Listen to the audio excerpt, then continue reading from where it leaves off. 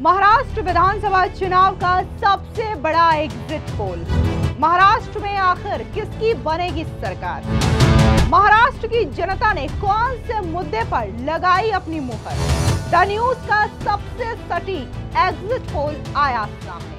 नमस्कार, स्वागत है आपका। आप देख रहे हैं द न्यूज और मैं रानी गुप्ता आपके साथ। महाराष्ट्र समेत झारखंड के विधानसभा चुनाव संपन्न हो चुके हैं और बकायदा भारी संख्या में जो मतदाता हैं वो पोलिंग बूथ पर पहुंचे और उन्होंने पूरे तरीके से मतदान किया और देखने को मिला कि आज मतदान काफी ज्यादा अच्छे हद तक संपन्न हुआ है। इसी के साथ ही अब वोटिंग पूरी हो चुकी है और अब लोगों को इंतजार है इसके नतीजों का, जो कि 23 नवंबर को सामने आएंगे। लेकिन इससे पहले हम आपको बताएंगे कि आखिर एग्जिट पोल के मुताबिक महाराष्ट्र में किसकी सरकार बन रही है और कौन कौन से मुद्दे इन पूरे चुनाव में महाराष्ट्र में सबसे ज्यादा हावी नजर आए और जिसकी वजह से जनता मतदान बूथ तक पहुंची और उन्होंने अपने मतदाता होने का प्रमाण दिया और अपनी वोटिंग की। दरअसल आपको बता दें कि महाराष्ट्र में यूं तो कई सारे मुद्दे रहे, खासकर जिस तरीके से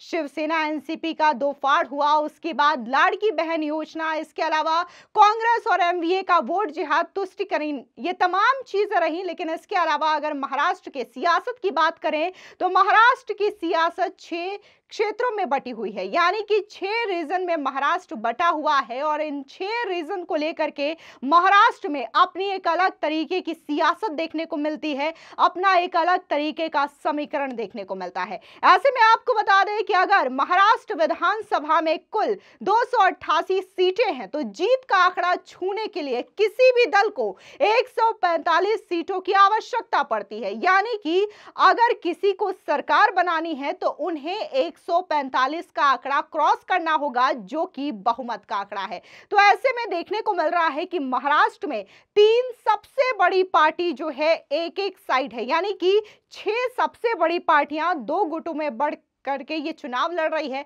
जहां महायुति के साथ बीजेपी है, शिंदे गुट की शिवसेना है और इसके अलावा अजीत पवार की एनसीपी है। तो वहीं दूसरे गुट की बात करें यानी कि एमवीए, तो इसमें है कांग्रेस, इसके अलावा उद्धव गुट की शिवसेना और शरद पवार की एनसीपी। अब लड़ाई काफी ज्यादा कांटे की टक्कर की देखने को मिली और जिस उत्साह से यहां पर वोटिंग की गई है मतदाताओं के जरिए, तो यहां पर वोट शेयर जो है वो भी काफी ज्यादा बढ़ा है। तो ऐसे में अनुमान लगाया जा रहा है कि वोटिंग शेयर के हिसाब से, सीटों के हिसाब से जो एग्जिट पोल हमने तैयार किया है, द न्यूज का जो एग्जिट पोल है वो भी हम आपके सामने रखे। दरअसल महाराष्ट्र की 288 विधानसभा सीटों में से महायुति गठबंधन को 155 से लेकर के 170 सीटें मिलने का अनुमान है। वहीं बात अगर हम विपक्षी दल यानी कि महाविकास अघाड़ी की करें तो इन्हें 102 से 110 सीटें मिलने की संभावनाएं जताई जा रही है।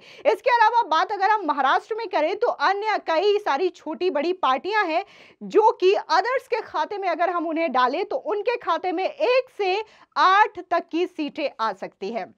अब ये तो हमने महायुति और महाविकास अघाड़ी एक एक करके आपको बताई, जो कि 2 दल मुख्य रूप से महाराष्ट्र की सियासत में और इस पूरे चुनावी रण में नजर आ रहे हैं। लेकिन बात अगर हम महायुति के अलग अलग पार्टियों की सीटों की करें या फिर महाविकास अघाड़ी की अलग अलग पार्टियों की सीटों की करें तो ये भी आपको विस्तार से बताते हैं। तो सबसे पहले शुरुआत करते हैं महायुति से, जिसमें बीजेपी है और अगर हम बीजेपी की बात करें तो बीजेपी 95 से 106 सीटें लाती हुई दिखाई दे रही है, जबकि शिंदे गुट की शिवसेना 35 से 43 सीटों पर आ रही है। इसके अलावा बात अगर हम अजीत पवार की एनसीपी की करें तो इनके खाते में 13 से 21 सीटें जा सकती है। अब वहीं अगर बात हम महाविकास अघाड़ी की करें तो महाविकास अघाड़ी में उद्धव ठाकरे हैं, कांग्रेस पार्टी है और शरद पवार है। उद्धव ठाकरे की शिवसेना यानी कि शिवसेना यूबीटी के खाते में 23 से 32 सीटें आ सकती है, जबकि अगर बात हम कांग्रेस की करें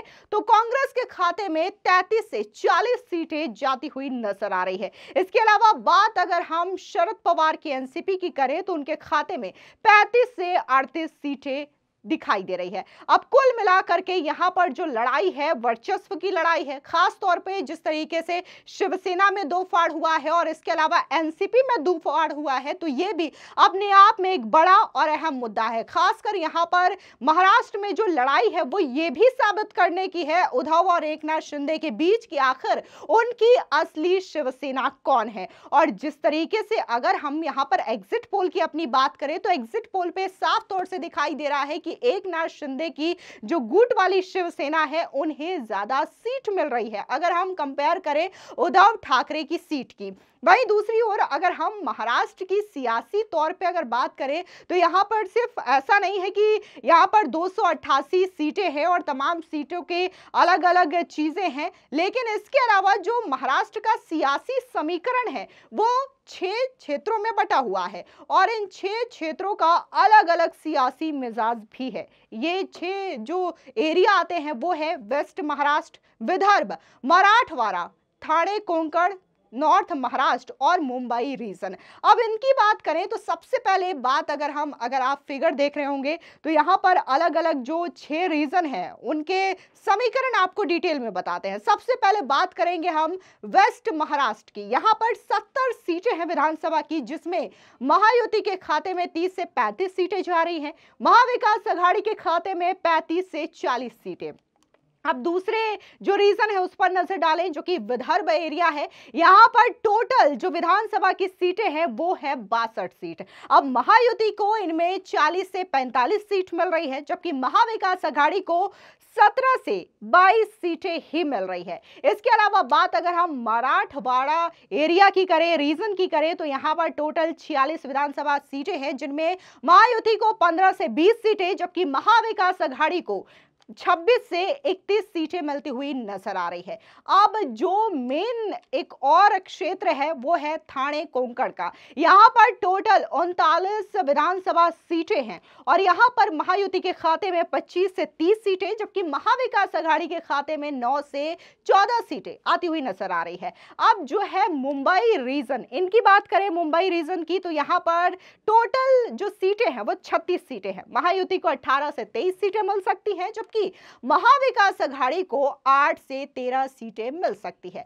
अब जो अन्य सीट है, आखिर सीट, उसकी बात करें वो है नॉर्थ महाराष्ट्र। यहाँ पर 35 सीटें हैं और यहाँ पर महायुति को 19 से 24 सीटें, जबकि महाविकास आघाड़ी को 7 से 12 सीटें मिल सकती है। अब ये 6 अलग अलग रीजन हैं और ये अलग अलग रीजन अपने अपने तौर पे बहुत ज्यादा सियासी मायने रखते हैं। कहीं पर बीजेपी का गढ़ माना जाता है किसी सीट को, तो किसी सीट को कांग्रेस का गढ़ माना जाता है। लेकिन यहाँ पर जिस तरीके से अलग अलग रीजन पे भी अगर आप देखेंगे तो यहाँ पर भी जो दो फाड़ हुई है शिवसेना और एनसीपी में, इसका पूरी तरीके से प्रभाव देखने को मिल रहा है। और इन रीजन वाइज सीटों पर भी अगर नजर तो यहां पर ही महायुति का जो ग्राफ है वो सबसे ज्यादा हाई दिखाई दे रहा है। अगर कंपेयर हम महाविकास आघाड़ी की करें, महाविकास आघाड़ी जो है महायुति की सीटों के मुकाबले काफी ज्यादा कम नजर आ रही है।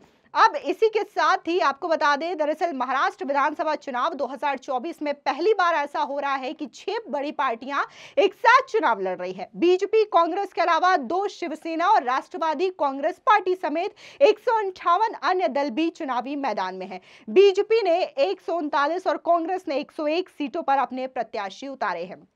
वहीं अगर पिछली विधानसभा चुनाव का जिक्र करें, यानी कि साल 2019 के विधानसभा चुनाव का, तो यहां पर बीजेपी शिवसेना का गठबंधन था। तब बीजेपी ने 105 और शिवसेना ने 56 सीटें जीती थी, जबकि कांग्रेस को 44 और एनसीपी को 54 सीटें मिली थी। बीजेपी शिवसेना आसानी से सत्ता में आ जाती, लेकिन यह गठबंधन टूट गया। अब साल 2022 के जून में शिवसेना के आपसी विवाद के कारण एकनाथ शिंदे शिवसेना के एक गुट के साथ अलग हो गए। वहीं अजीत पवार भी एनसीपी के एक गुट को अपने साथ ले आए और दोनों ने बीजेपी के साथ मिलकर नई सरकार बना ली और नाम रखा महायुति की सरकार। अब ऐसे में जो मेन मुद्दे हैं वो भी महाराष्ट्र की सियासत में जानना जरूरी हो जाता है कि आखिर जनता के बीच कौन कौन से मुद्दे काफी ज्यादा अहम रहे और नेताओं की बयानबाजी, जुबानी जंग में कौन कौन से मुद्दों को लेकर के वो एक दूसरे पर हमलावर रहे। सबसे पहले अगर बात हम लाड़की बहन योजना की करें तो ये भी कहीं ना कहीं ये कहना गलत नहीं होगा कि जिस तरीके से मध्य प्रदेश में अपना जादू चलाया और हरियाणा के चुनाव में भी इन्हीं लाड़की बहन योजना को लेकर के जलवा देखने को मिला, तो ये कहना गलत नहीं होगा कि अगर महायुति की सरकार भी महाराष्ट्र में बनती है तो लाड़की बहन योजना एक बड़े गेम चेंजर के तौर पर देखा जाएगा और इसे बीजेपी के बड़े मास्टर स्ट्रोक के तौर पर भी देखा जा रहा है, क्योंकि शिवराज सिंह चौहान की अगर सरकार बनी थी तो कहीं ना कहीं मध्य प्रदेश में इसकी एक अहम भूमिका मानी गई थी और अगर हरियाणा में भी बीजेपी की तीसरी बार वापसी हुई है तो यहां पर भी लाडो जो योजना चलाई गई उसे भी इंपॉर्टेंट रोल माना गया। ऐसे में महाराष्ट्र के लिए भी लाड़की बहन योजना एक बड़े गेम चेंजर के तौर पर देखने को मिल रहा है, क्योंकि बीजेपी और महायुति ने यहां पर सिर्फ वादा ही नहीं किया बल्कि चुनाव और जो आचार संहिता है उसके लागू होने से पहले महिलाओं के खातों में बकायदा ये पैसे भी ट्रांसफर किए गए। इसके अलावा मुख्यमंत्री योगी आदित्यनाथ का जो वहां पे रोड शो रहा, रैली रहा, इसकी वजह से भी ये जो चीजें हैं वो बीजेपी के फेवर में जाती हुई दिखाई दे रही है, महायुति के फेवर में जाती हुई दिखाई दे रही है, क्योंकि यहां पर मुख्यमंत्री योगी आदित्यनाथ के नारे बटेंगे तो कटेंगे को लेकर के काफी ज्यादा हालांकि विपक्ष की ओर से आलोचना की गई, लेकिन इसका प्लस पॉइंट जो है वो महायुति को मिला और योगी आदित्यनाथ के इस नारे को लेकर के अगर बात हम हरियाणा के चुनाव में करें तो यह मंत्र काफी ज्यादा काम आया था और इसी वजह से कहा जा रहा है कि महाराष्ट्र में भी मुख्यमंत्री योगी आदित्यनाथ का यह नारा काम कर गया। वहीं दूसरी ओर प्रधानमंत्री मोदी ने भी एक नया नारा दिया कि एक है तो सेफ है, यानी कि एक है तो सुरक्षित है। अब इस नारे को लेकर के हालांकि विपक्ष आलोचना तो कर रहा था लेकिन उनकी कोई भी आलोचना काम नहीं आई और प्रधानमंत्री मोदी के इस नारे का जलवा भी देखने को मिला। इसके अलावा कांग्रेस और एमवीए को जिस तरीके से उलेमा बोर्ड ने समर्थन दिया, अन्य जो खास तुष्टिकरण वर्ग के जो वोट बैंक है उनका जो देखने को मिला यहां पर समर्थन, उसको लेकर के भी कहीं ना कहीं महाविकास अघाड़ी को नेगेटिव पॉइंट भी झेलना पड़ सकता है, क्योंकि यहां पर वोट बैंक को लेकर के, तुष्टिकरण को लेकर के एक अलग खेल देखने को मिला है और इसकी वजह से महाविकास अघाड़ी को नुकसान भी हो सकता है। खैर, जिस तरीके से एग्जिट पोल में साफ तौर से देखा गया कि कैसे महाराष्ट्र की सियासत में एक बार फिर से महायुति की सरकार वापसी कर रही है और महाविकास अघाड़ी पूरी तरीके से उनका सुपड़ा साफ हो रहा है, तो ऐसे ही इस एग्जिट पोल को लेकर के आपकी क्या राय है कमेंट सेक्शन में जरूर बताएं और हाँ, आपका एग्जिट पोल क्या कहता है कि महाराष्ट्र में किसकी सरकार कितने सीटों के नंबर से बनने जा रही है, कमेंट सेक्शन में जरूर बताएं। धन्यवाद।